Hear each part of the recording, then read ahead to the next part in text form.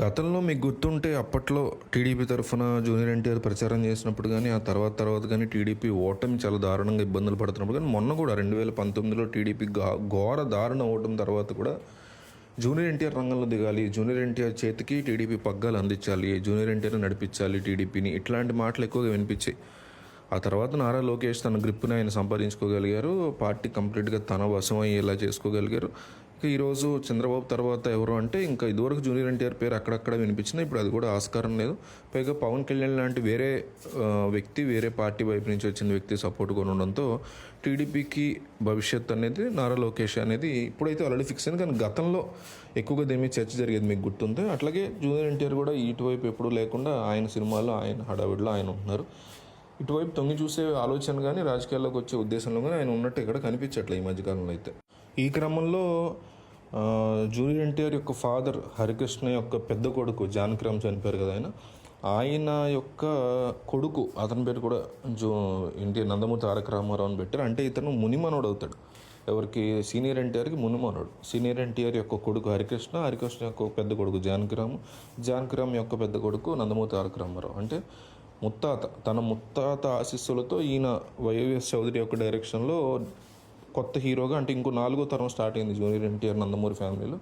ఆయన హీరోగా ఒక సినిమాని లాంచ్ చేశారు రీసెంట్గా. ఇది కూడా మనకు తెలుసు. కళ్యాణ్ రామ్ జూనియర్ ఎన్టీఆర్ తప్ప ఈ లాంచ్కి అందరూ కూడా హాజరయ్యారు. నారా భువనేశ్వర్ గారి దగ్గర నుంచి సుహాసిని వరకు, ఇట్లా నందమూరి సుహాసిని అని తెలిసే ఉంటారు మీకు.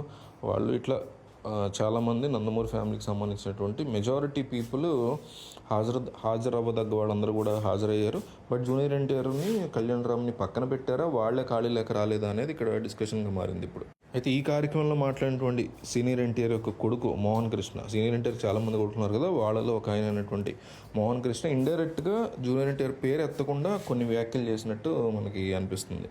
ఆయన ఏమన్నాడంటే, ఈ పిల్లోడు యూఎస్లోనే ఎక్కడ పెరిగాడు, జానకిరామ్ వీళ్ళతో పెరిగినప్పుడు ఇతనికి పేరు పెట్టడమే మేము యూఎస్లో పుట్టినప్పుడే పేరు అట్లా పెట్టాము.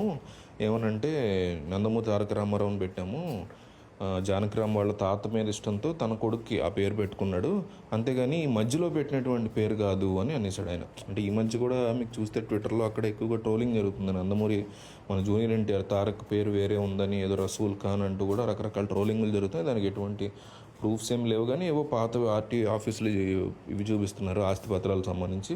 అయితే అక్కడ ఆస్తిపత్రాల్లోనేమో ఇల్లు వేరే వాళ్ళకి అమ్మినా కానీ ఆ పర్టికులర్ వ్యక్తి ఎవరు ముస్లిం రసూల్ ఖాన్ అనే అతను ఫాదర్ పేరు మార్చుకోలేదు, అందుకే అది పడింది తప్ప అది నిజంగా జూనియర్ ఎన్టీఆర్ సంబంధించింది కాదు అని ఎన్టీఆర్ ఫ్యాన్స్ డిఫెండ్ చేసుకునే సిచ్యువేషన్ నడుస్తుంది ట్విట్టర్లో.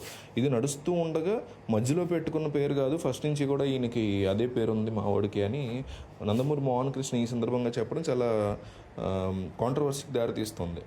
అయితే ఒక సందర్భంలో హరికృష్ణ ఏం చెప్పారంటే, ఒక 5-6 ఏళ్ల వయసులో నా మనవడు, అంటే నా కొడుకు మన తారక్ జూనియర్ ఎన్టీఆర్ కలిశారు మా నాన్నగారు సీనియర్ ఎన్టీఆర్ని.